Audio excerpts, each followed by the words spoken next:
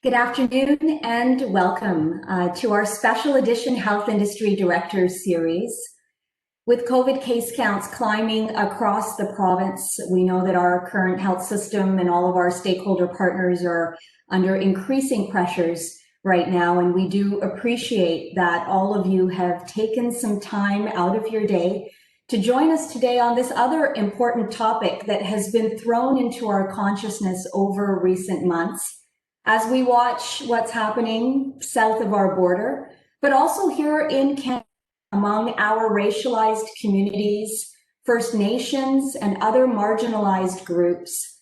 The discussion and dialogue on diversity and inclusion has been increasing across all communities. And so it's our pleasure today at Miller Thomson to host this special edition of our Health Industry Directors Series, a governance masterclass on advancing diversity and inclusion. I'm Karima Kanani, a partner here at Miller Thomson, and I'm delighted today to be joined by special guests Penny Mirams and Hayley Becker from Mirams Becker. They are healthcare executive search specialists, and I'm so delighted that they're able to take time today to be with us on this important topic. So welcome, Penny and Hayley. Before we dive into our material today, I of course want to go through a few housekeeping matters with you as we usually do at the beginning of our sessions. All of your lines have currently been muted and they will remain muted throughout the course of the session. We ask that you please don't unmute your line as we do have a significant number of individuals who are participating in the session today, and to just be considerate of your colleagues. The chat box feature has also been turned off at this moment for the presentation. We will be going through about an hour of material together with you, at which point we will move into an open Q&A session. When we do, at the bottom of your screen, you will see the chat box feature open, at which time we invite you to submit any of the questions that you may have or you would like to discuss, either with us or amongst yourselves in the session today. So with that housekeeping aside, let's dive right into our material. What's our agenda for the hour and a half that we have together today on this important topic of advancing diversity, equity, and inclusion? Well, we're going to start by looking at what we mean by that phrase. We hear it all the time.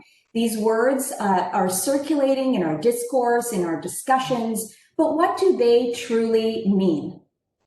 Why talk about governance and DEI? Why are we having this conversation today? I mean, I mentioned that, of course, we have the increasing consciousness that is coming from what is happening in our media and that we're watching occur around us. But why is that an important discussion for directors at the board table of health service organizations? And then, having looked at what it is and why we're talking about it, we're going to get right to action items. What can you as governors do at the board table to advance diversity and inclusion? I'm then going to turn the floor to my colleagues, Penny and Hayley, who are going to give you a very practical look at how to advance diversity, equity, and inclusion in your board and leadership recruitment practices.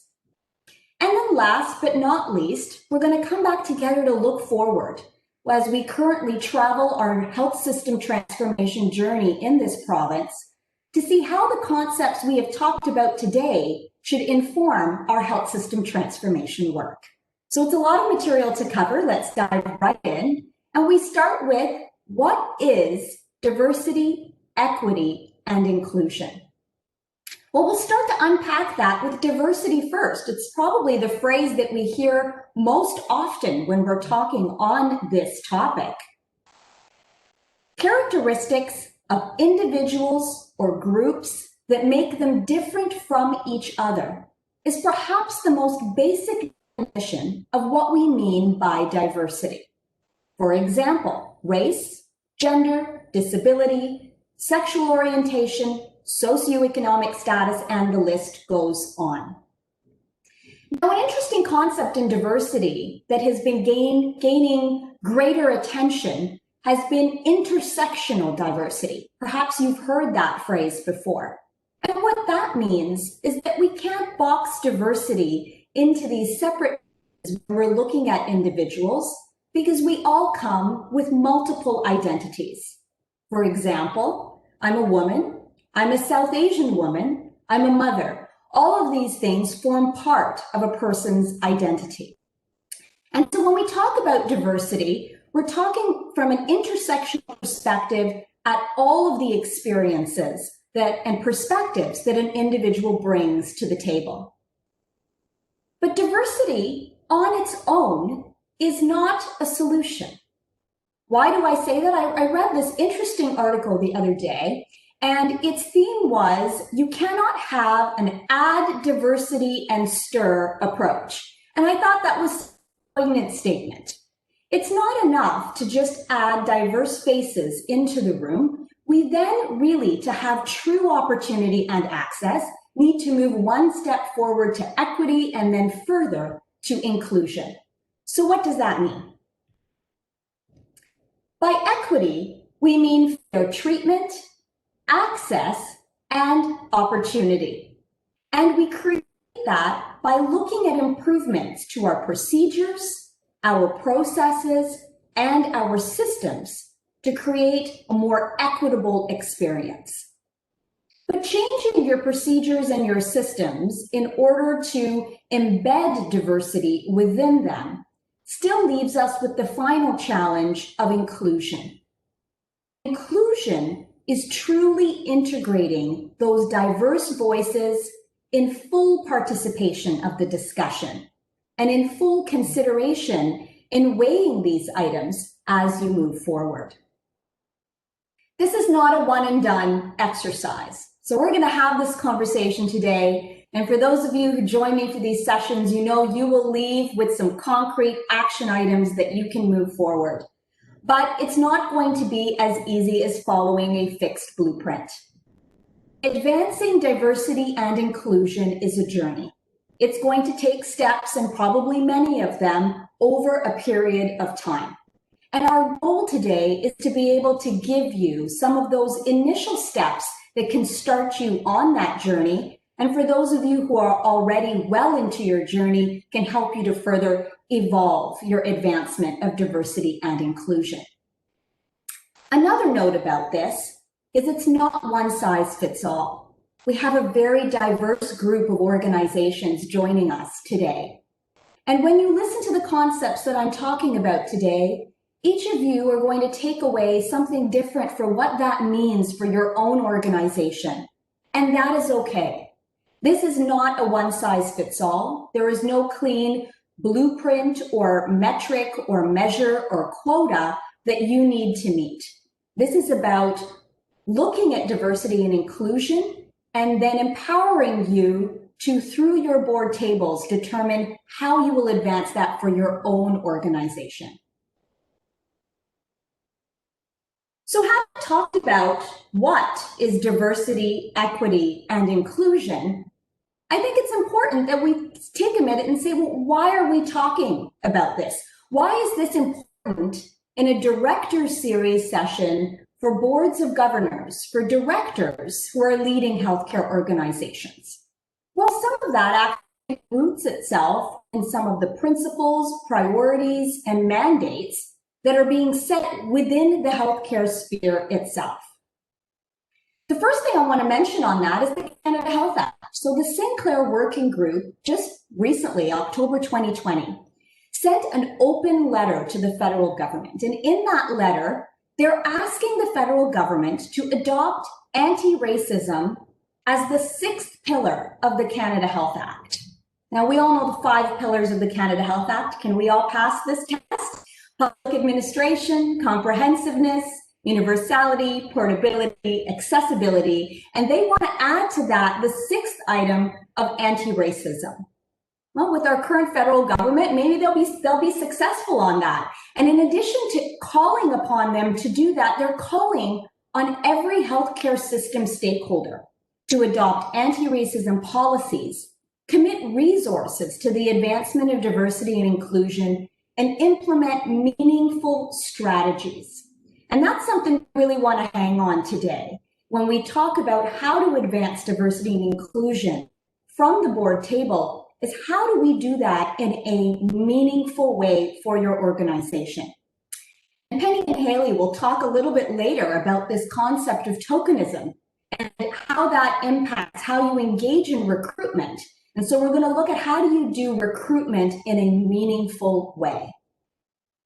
So we talk about the Canada Health Act, which is our nationwide piece of legislation. And here in Ontario, our most recent transformational piece of legislation in healthcare has been the Connecting Care Act. And you've all heard me talk many a time about the changes that have come through the Connecting Care Act. Well, in the Connecting Care Act, they also touch on this issue of equity, but they do go from a service perspective. So they talk about the public healthcare system should be guided by a commitment to equity and equitable health outcomes, recognizing diversity within all our communities. I don't go as far to provide any requirements or mandates from a governance or operational perspective as to how to do that, but they do set that as at least a core principle. That's similarly reflected in your current accountability agreement. So most of you will have accountability agreements or some other form of funding agreement with the ministry, and many of those documents as well begin to touch on this topic. In fact, the hospital service accountability, as an example, identifies and says that we must identify and address root causes of health inequities.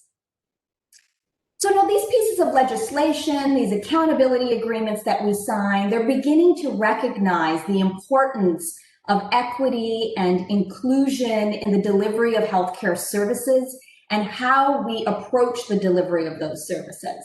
But none of those sources as of yet have created a fixed or defined mandate on a governor's role in that process. We're beginning to see that, however, start to evolve in some of the other measures that look more closely at governance. And the example that I'd like to give you here is accreditation. So if not most of you will have been through accreditation processes through one of the various accreditation sources. So Accreditation Canada, for those hospitals that are participating with us today, Accreditation Canada's requirements and governance aren't specific on the topic of diversity and inclusion.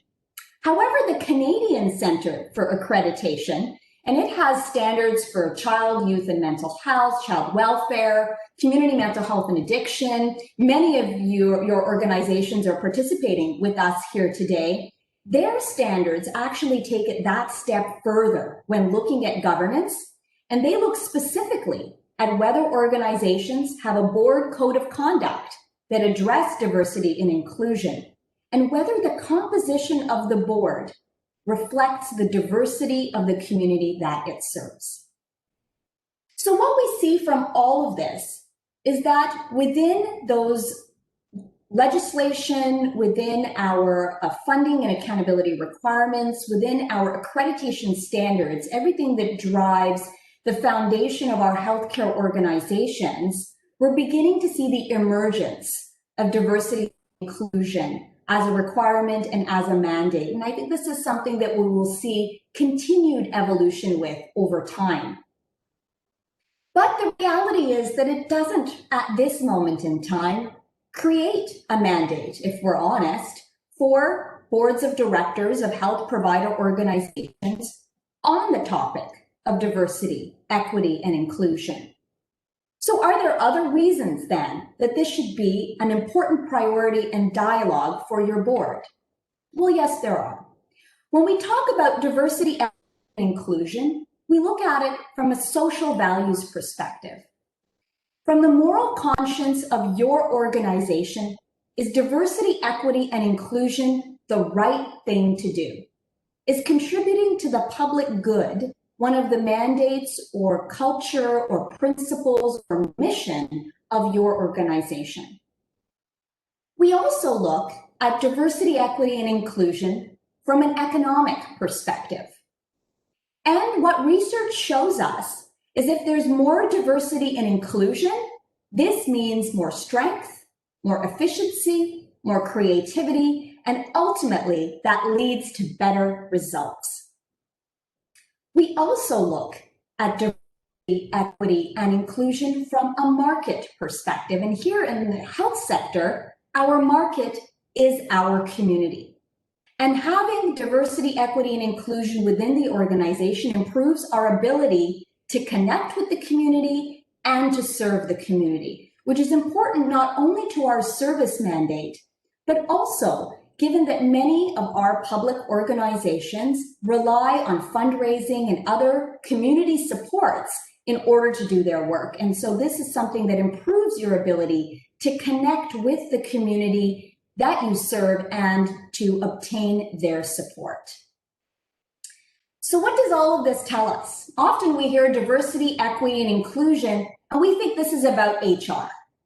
Well, this is not just a human resource issue. In fact, it's a strategic issue. It's a board issue. It is your responsibility as directors and governors of organizations to set the culture of your organization and to be the stewards of your mission. And so diversity, equity, and inclusion is in fact an important strategic issue for every board to be considering. And why is that important to governance? What does advancing diversity, equity, and inclusion do when we look at it through a governance lens? Well, it will enhance your board's ability to further the mission of your organization. It's going to enable your board in its functioning to better understand challenges, risks, and inequities among the communities that you serve. It will lead to better board decision-making. We talked about some of the economic rationale and how it improves decision-making and outcomes, and improving the service equity and connecting with the needs of your community. And then, as I mentioned, for every health service provider organization, it's important to all of us that you're attracting broader community support for your mission, your vision, and your mandate within the community. So how do we do that, right? It's easy to talk about these concepts, and there are a variety of avenues and forums through which these discussions are happening right now. But we want to have a very practical look for you as directors and as boards at how do we move this board diversity and inclusion dialogue and discussion into practical action at and from the board table. And so to do that, I'm going to talk about three things. The first is acknowledging and defining diversity and inclusion as a priority. And we'll talk about how you do that and what steps you can take to advance that. The second is engaging in a governance, diversity, and inclusion audit and update of your own policies and procedures as a board. This is an introspective level of how do we advance diversity and inclusion. And third, we're going to talk about board outreach and recruitment. And this is where I'm going to pass it to my colleagues Penny and Hayley to give you some practical tips on how you go about that. So how do we define DEI as a priority? Easy to say, harder to do. Well, to begin this journey, you need to first figure out, what does diversity mean for your own organization? I started our talk today by emphasizing the fact that this is not a blueprint. This is not a one-size-fits-all. So your first question as a board is to take some time to reflect on who are the community that you serve as a board. Have the demographics of that community or your client demographics changed over time? And if they have you kept pace with those changes? Are your demographics expected to change in the future? And how can you anticipate those changes? And based on that, looking at the extent to which your board reflects your community. And if there are gaps in that, that will help you answer the question, is what is the diversity that you need for your organization?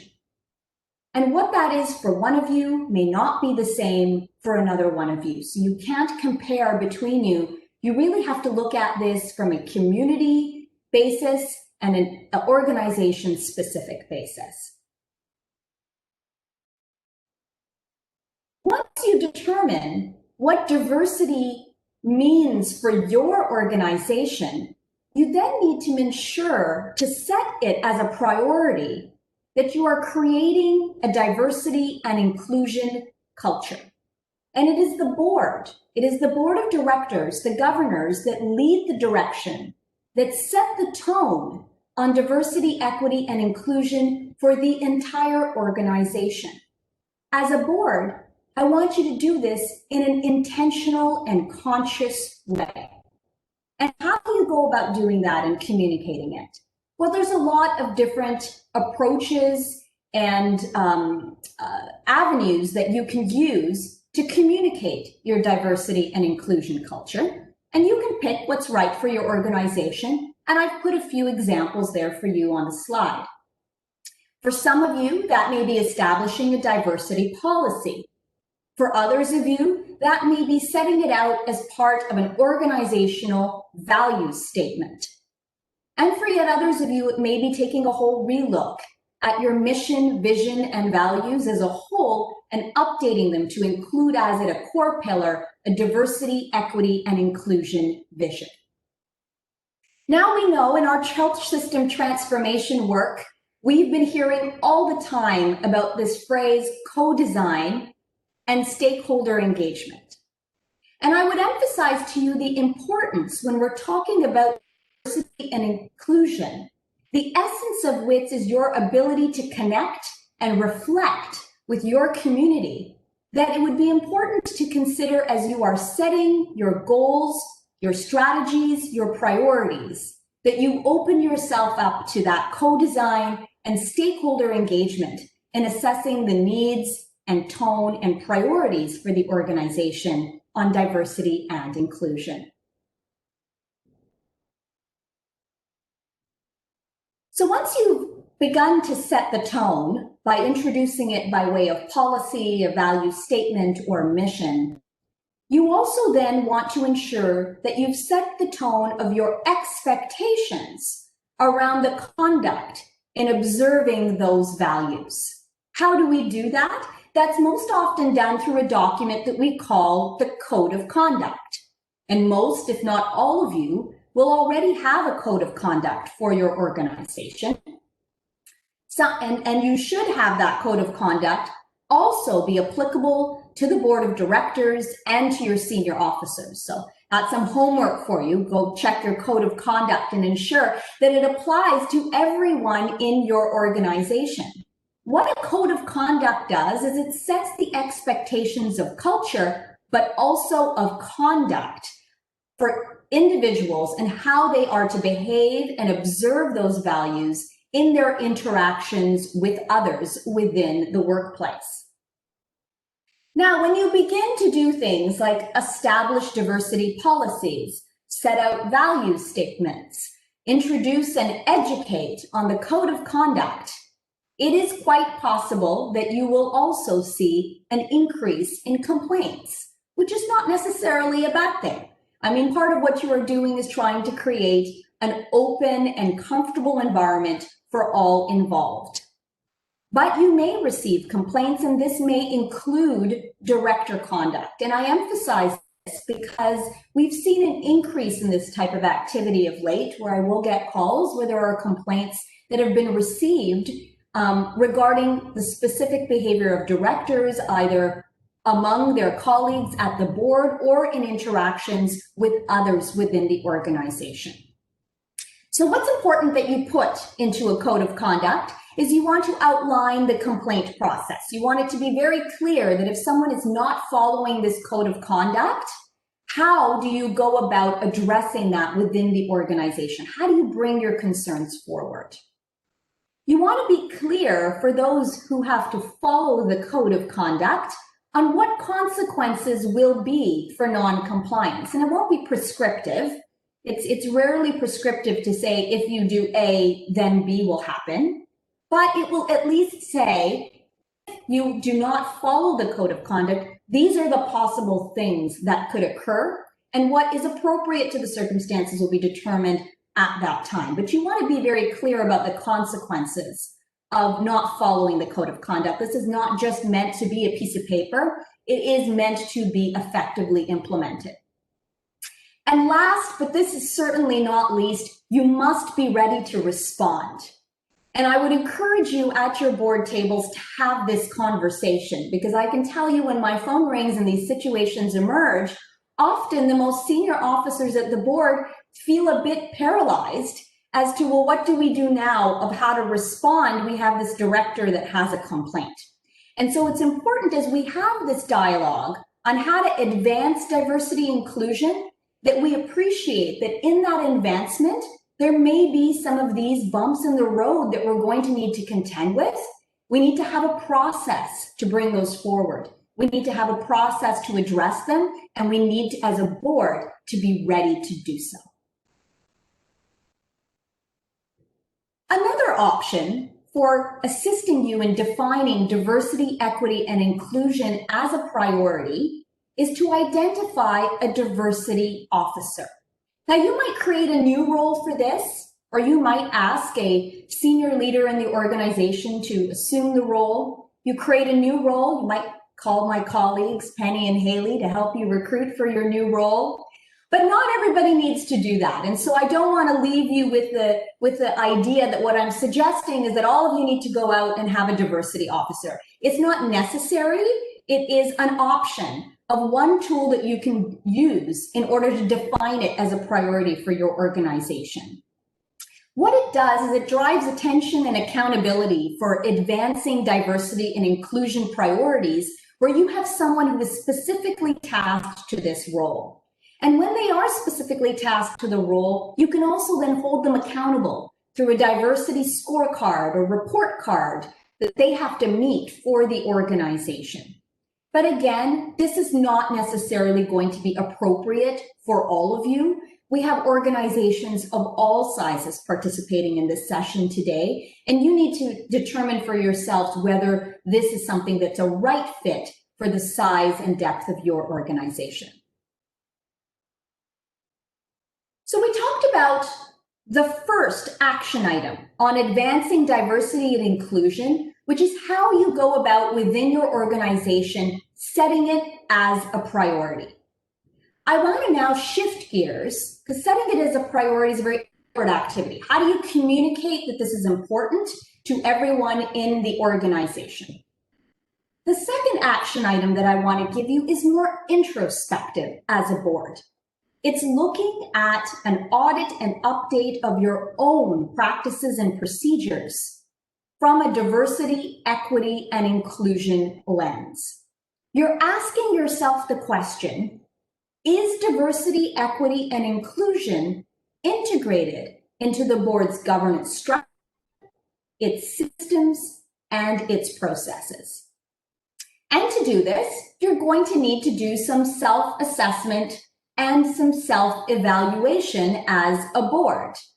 And you can also reach out to advisors and other supports to assist you in this endeavor of engaging in an audit of your policies and procedures, bringing that diversity and inclusion lens.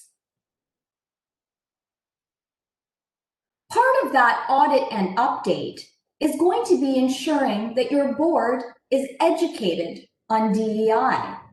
Now, many of you attending this session today are beginning that education journey by virtue of the fact that you've chosen to participate with us and have this discussion and talk about what action items could look like.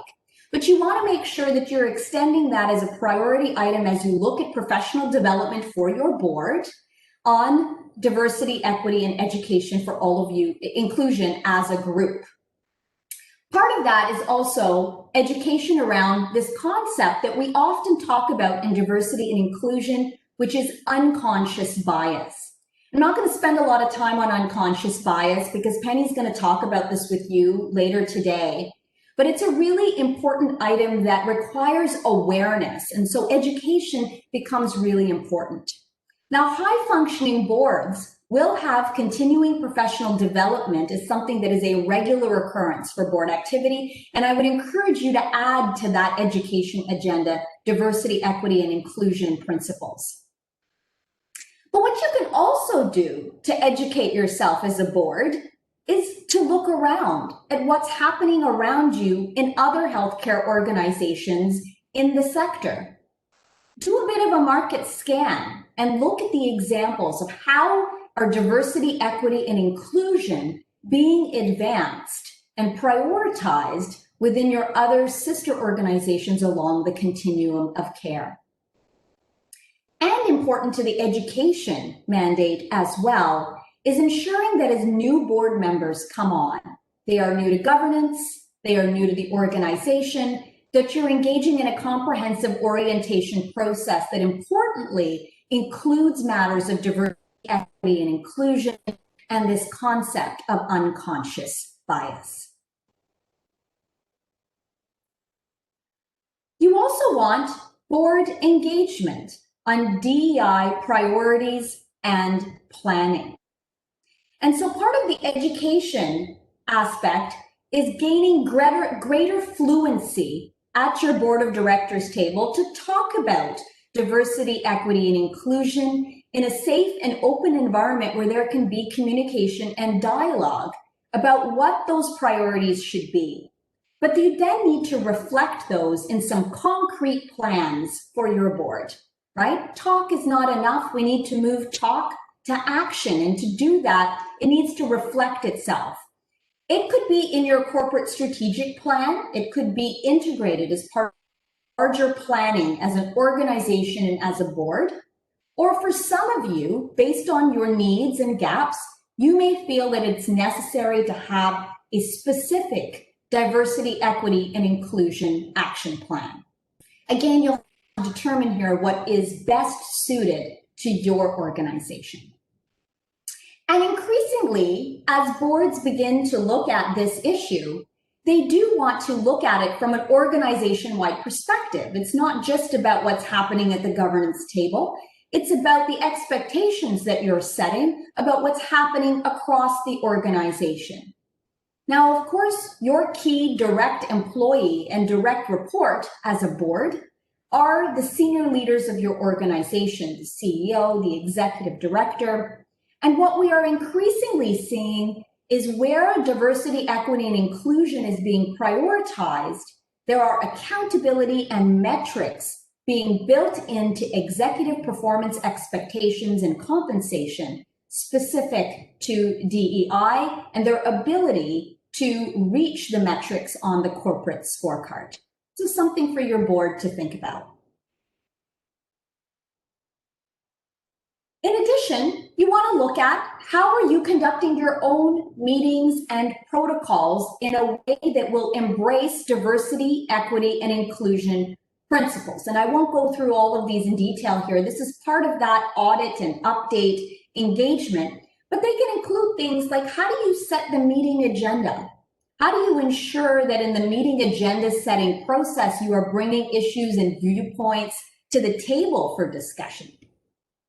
How is your chair actually managing meetings, and what rules of order are you using for dialogue and discussion? Is it an approach that is enabling all of the voices at the table to be heard in a meaningful way? How do you engage in decision making? I mean, most boards aren't consensus boards, right? We decide things by majority, sometimes a threshold higher than that, depending on the matter that's before the board.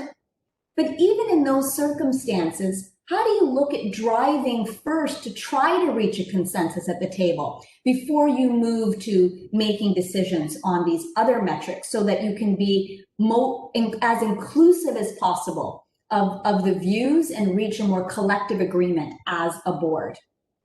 And important that although I'm talking here about directors and I'm talking about the board table, and you keep hearing me say that, you know, when I'm saying that, I don't mean just the board table. I appreciate fully as a board, you will also have several committees that you will create underneath your board table that will have directors and potentially some non-directors.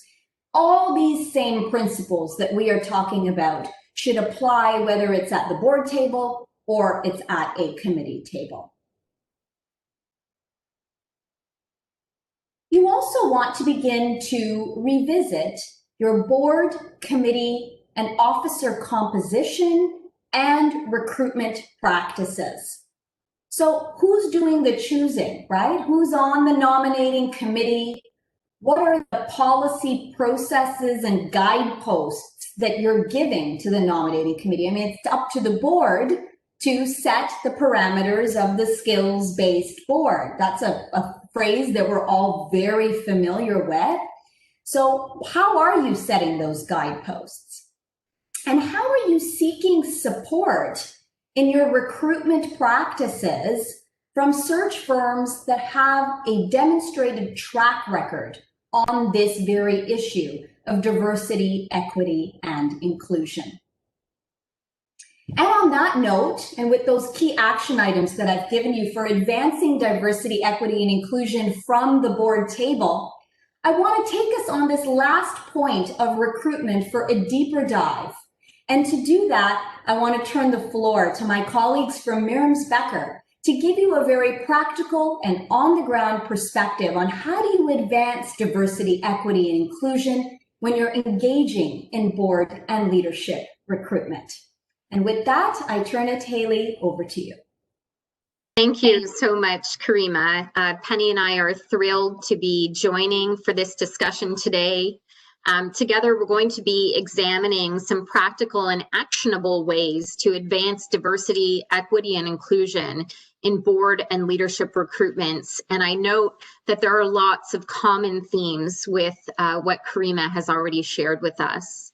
So what we'll cover with you this afternoon is selecting your search partner, some suggested questions you may want to ask, planning your recruitment, so things to consider in advance, reviewing your tools from that diversity, equity, and inclusion lens, your approach to outreach, as well as how you go about evaluating candidates and also identifying and mitigating your own unconscious bias. So next slide. So before you select a search partner, here are just a few examples of questions that you may want to ask to assess the depth of their experience in diversity, equity, and inclusion. So outline your experience in partnering with and educating client organizations on best practices in DEI recruitment. What tools and techniques do you use to build DEI into your process? What do you see as the most challenging aspect of attracting diverse candidate pools, and how do you overcome this? And can you share an example of a successful recruitment that demonstrates your ability to source and attract diverse candidate pools?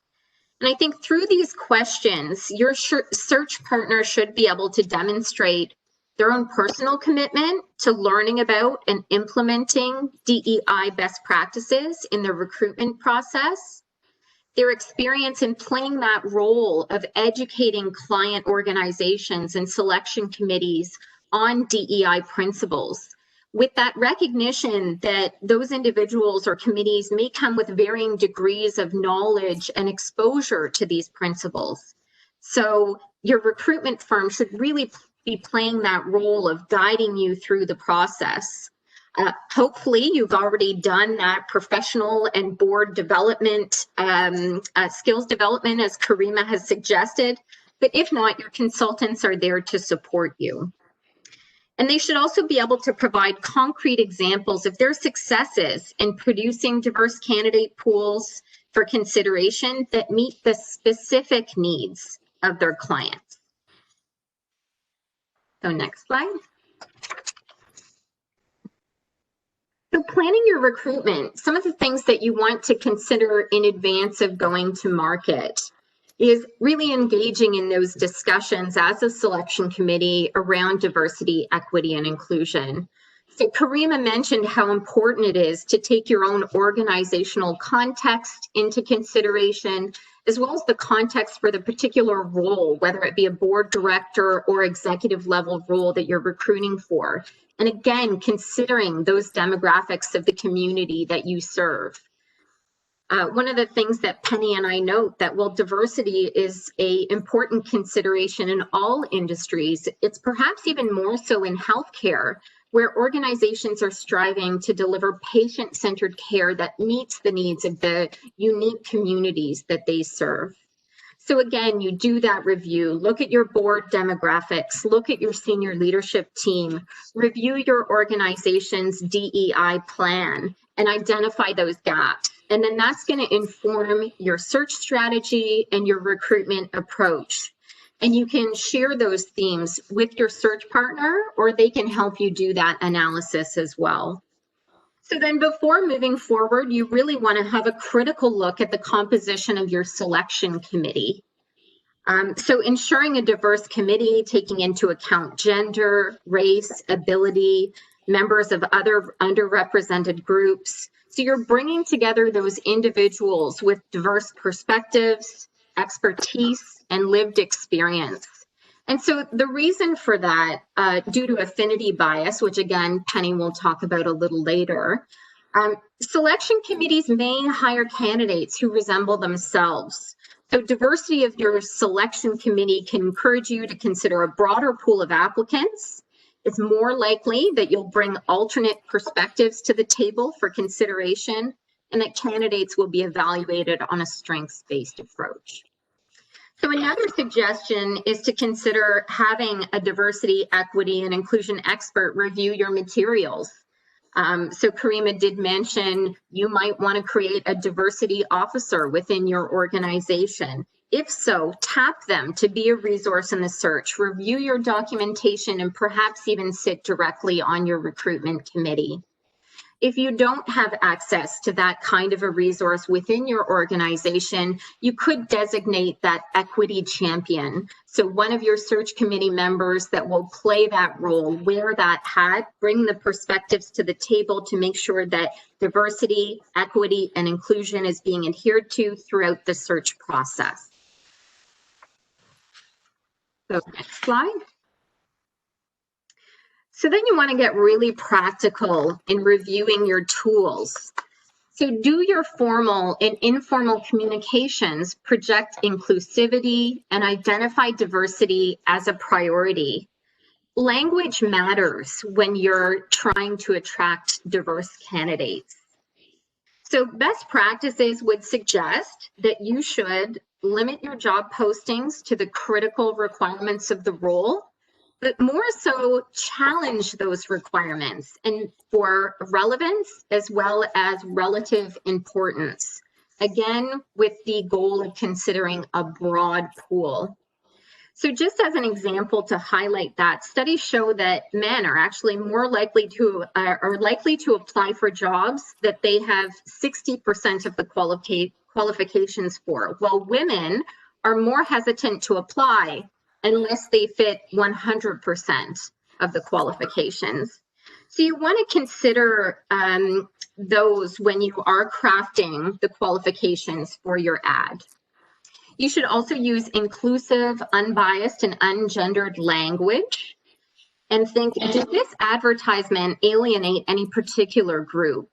And there are tools available online, such as the gender decoder, where you can cut and paste your job advertisement into that tool. The site will then analyze your post, and it'll look for descriptors that researchers have identified as either masculine or feminine coded, and then this will reveal any hidden gender bias within your job posting. So you also need to be mindful that there are systemic barriers faced by people of color in access to education, employment, and promotion. You can also consider that education is a privilege. So you can mitigate these barriers by focusing on the transferable skills, industry experience, and educational equivalencies, again, to broaden that pool. A way to signal your organization's commitment to creating an inclusive work environment is the addition of a meaningful diversity, equity, and inclusion statement. but it needs to be one that your organization really lives by to create an environment that diverse candidates want to be a part of. You need to consider accessibility. Microsoft Word and other programs have accessibility checkers that will review your content to ensure it's easy for people of all abilities to read and provide suggestions on how to improve, things like increasing your font size, avoiding italics, using bold, and also creating alternative text for photos. Those are just some examples. And finally, I think it's important to recognize that you have a requirement through the Accessibility for Ontarians with Disabilities Act, or the AODA, to provide accommodation throughout the process for people with disabilities, making it easy for them to navigate that recruitment process. So you want to build these best practices into your job postings, your recruitment process, to ensure that you're removing barriers and you're also creating an attractive value proposition for all potential candidates. And with that, just one more last item for me that I wanted to mention before passing the floor to Penny is this concept of tokenism. So that's the practice of doing something, such as hiring a person who belongs to a protected group, only to prevent criticism or give the appearance of inclusion or fairness.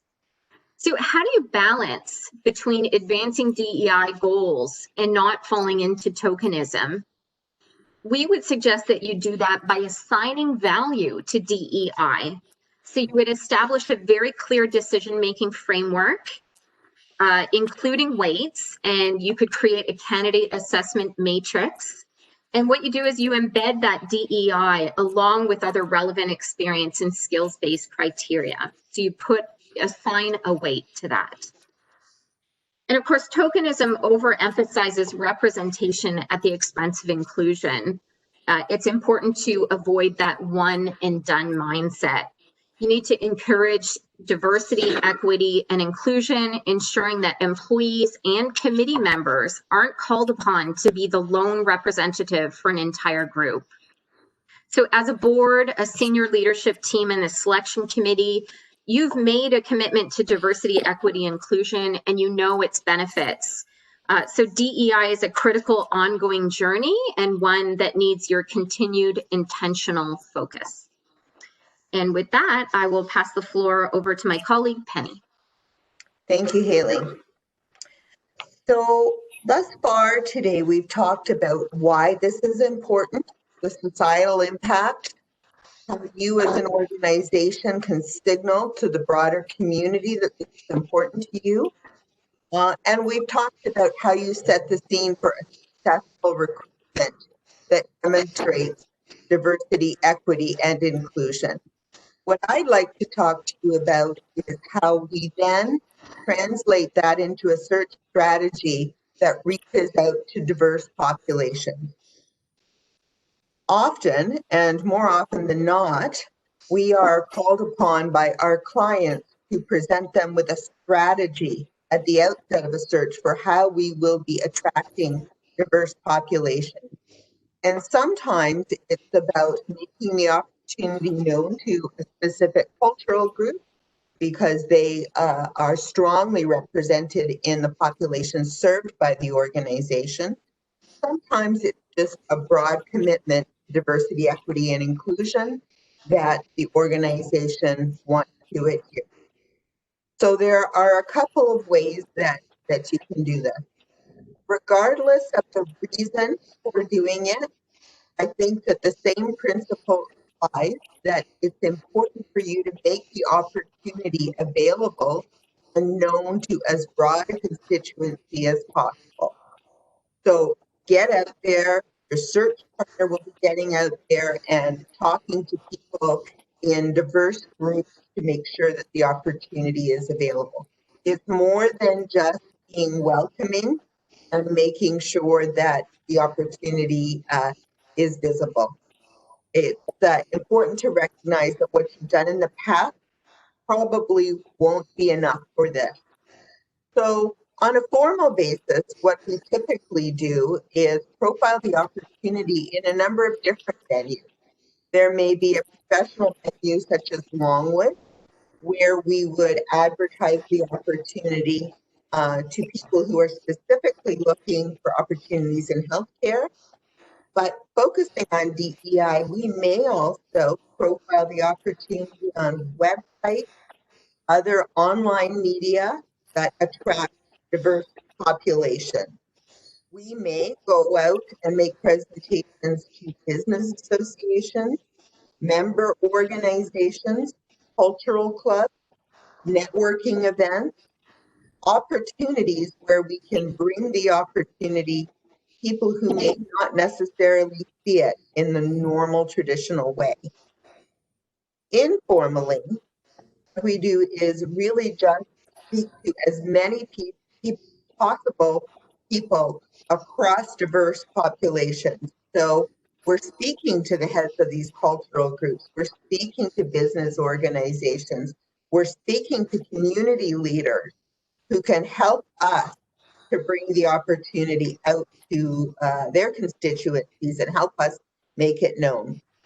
We're asking sources when they think of suggestions for the opportunity, don't just focus on what it says in the job brief, but let them know that we are specifically looking for diverse candidates. So asking them to think about that in their suggestion. We're speaking to community leaders who have connections that we don't necessarily have and asking them to connect us so that we can bring the opportunity to a broader constituency than may normally see it. So I think the general principle of being as wide as possible in your recruitment strategy, a narrow strategy isn't going to get you where you need to. Next slide, please. We referred so far today to the whole topic of unconscious bias. And I think from our perspective, this is one of the most important topics when identifying how you can have a process that is diverse, that is equitable and inclusive. Ensuring that you set the scene with everybody that the process will be free of unconscious bias. This requires the chair of the committee, together with our participation, to have an open discussion around what unconscious bias is.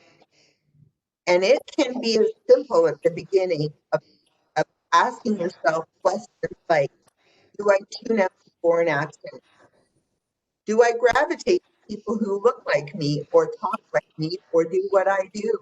And that's a natural human tendency, but it's important for you to recognize that as you embark on this journey. Am I comfortable around people with disability? Do I make assumptions about people based on where they've come from, where they've gone to school, where they started their career? So it's important to ask those questions, and there are many, many more if you truly want to have a process of unconscious bias. Next slide, please. So in addition to having that discussion ahead of the interview, want to encourage members of your committee to take these thoughts away with them and ask themselves more questions. Do some more reading on what unconscious bias is. If you want a place to go where there's a wealth of information, Harvard Education has done a whole, there's a lot of information on this topic, and they put together a set of tests that you can take for free to evaluate your own tendency towards unconscious bias. We've taken a number of these and they're fascinating. So we're bringing these up to committees and suggesting that this really be a part of the work that people do prior to sitting down at the table to interview candidates. Then, as you prepare to sit down at the table and interview candidates, you really need to look at what the tools will be for interviewing. And it's really important that you set a process up that has you assessing all candidates based on the same thing, comparing apples to apples. So really important that you have a tool, an interview guide that has you asking the same questions of all candidates so that you can rank them based on their competencies that have been set out for the role or the gaps that have been identified by the board competency matrix. Ask the same questions of all candidates, and then if you, in order to rank the candidate, we recommend putting we recommend that you implement a scoring mechanism for ranking the candidate's answers. I'm just scoring the answers 1 to 5. This will help you as you evaluate candidates apples to apples at the beginning. And then the principle of bringing equity, diversity, and inclusion in at the end of the process. If you have 2 candidates that rank the same as far as competency, then you're going to give some additional weight according to the diverse perspective that they bring. So that comes in at the end. And that would therefore diverse candidates score up slightly. That helps to avoid tokenism, as Hayley has spoken about, and it helps ensure that you bring a diverse candidate into the mix that meets all of the other criteria. Then, critical to the process is, in the same way that you had the open and frank discussion at the beginning of the process around setting the theme, you want to debrief as a group. You want to talk about how you think the process went. You want to evaluate yourself on the process. Was it inclusive? Did unconscious bias creep into the discussion? And have an open discussion about that. It's sort of closing the loop. And typically we lead our committees through that discussion at the end of the process. With that, I'll turn it back to Karima, who will say a few things and then close the session out. Thank you so much, Hayley and Penny, for those very interesting insights on the real hard work that can be done to structure your recruitment practices and processes to truly advance diversity, equity, and inclusion. So last but not least in our discussion today on advancing diversity, equity, and inclusion from a governance perspective, we want to begin looking forward to the health system transformation journey that we're all on in this province right now. We've been talking up till now together today about diversity and inclusion at the organizational level, at the level of your individual board tables. And what I'm going to encourage you to do for these last few minutes that I'm with you today is to begin looking at how do we lift these principles and also look at them not just at an organization specific level, but also at a systems level. And to do that, I want to spend a few minutes talking about our current work in the province around the development of Ontario health teams. Now, most of you will know what an Ontario health team is, and you've heard me go through this discussion with you before, but we'll do a quick recap for you. What is an Ontario health team? The Ontario health teams are defined from the Connecting Care Act, which is our transformative piece of legislation in this province and our healthcare system. And at mature state, they're intended to be groups of providers and organizations that are clinically and fiscally accountable for delivering a full and coordinated continuum of care to a defined geographic population. So to create these Ontario health teams across the province, the ministry has provided some guidance on minimum requirements that need to be in place for collaborative decision-making arrangements. So I remind you, when we create these Ontario health teams, they're not corporations of their own. They're being governed through contract and through committee and a collective of organizations and individuals at tables making decisions together in a collaborative forum. And what the ministry has said about this is that that group must include patients, it must include physicians, it must include clinical leadership. Now, interestingly, the ministry has not prescribed that there are any other diversity or inclusion criteria that need to be reflected in these Ontario Health Team collaborative decision-making councils, groups, or committees. And so it's incumbent on each one of you as organizations participating in this system transformation journey to raise this issue and to bring this principle to your Ontario Health Team working groups for discussion. The province has left it to every organization and group to be self-determined and fit for purpose in designing their own collaborative decision-making arrangements. What they have said, however, is that it must be in writing and that it must be signed by all the members of the team. So you're making a conscious agreement around what this model of decision-making will look like and who will participate in it. And what we've seen as we've been on this journey that's still ongoing for health system transformation in the province is an emergence of different decision-making models in use across different areas of the province. There is no consistent provincial standard that is being applied. So whereas some models have fewer members with full participation, everyone is at the table, other models have a much larger number of members with what we call representative participation. So that means that not everyone is at the table and a smaller group represent the larger group. Now, because of this and the way that these models have emerged, the focus in the province and among our Ontario health teams has been a challenge to reflect and respond to diversity.